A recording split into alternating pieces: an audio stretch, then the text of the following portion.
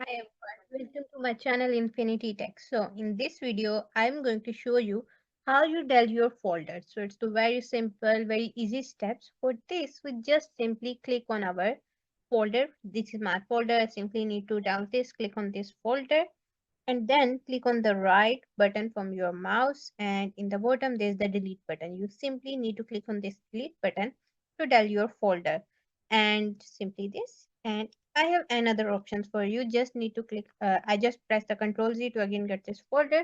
Simply you need to click on this folder and there's a delete button on your keyboard. You just simply click on that delete button and your folder is deleted. So these are the very simple steps you can follow to delete your folders. And if you want to delete multiple folders, you can click and select all the multiple folders at the one time and dial them. So to get more informative videos like this, just follow my channel Infinity Tech. Bye bye.